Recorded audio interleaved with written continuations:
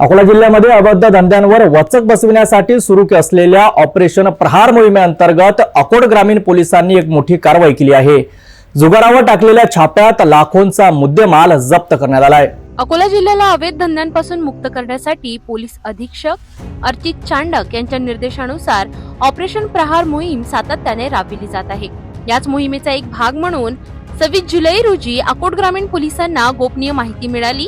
अकोट बार्डी रोडवरील अब्दुल सलीम अब्दुल जलील यांच्या शेताजवळ काही व्यक्ती पैशांची हारजीत लावून जुगार खेळत असल्याची ही माहिती होती।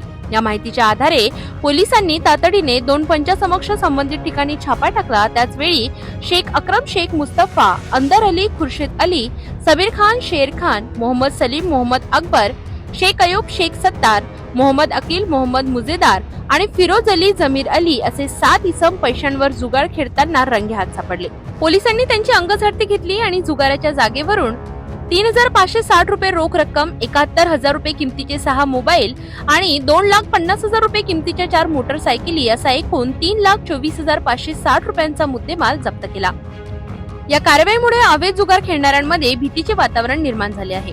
अकोट ग्रामीण पोलीस या प्रकरणाची पुढील कायदेशीर कार्यवाही वरिष्ठ अधिकाऱ्यांच्या मार्गदर्शनाखाली करीत आहेत। ऑपरेशन प्रहार अंतर्गत अकोट ग्रामीण पोलिसांनी केलेल्या या धडक कारवाईमुळे अवैध धंद्यांना चाप बसत असल्याचे दिसून येत आहे। अकोला जिल्ह्यात अवैध धंद्याविरोधात पोलिसांची ही मोहीम यापुढेही सुरूच राहणार असल्याचे संकेत मिळत आहेत।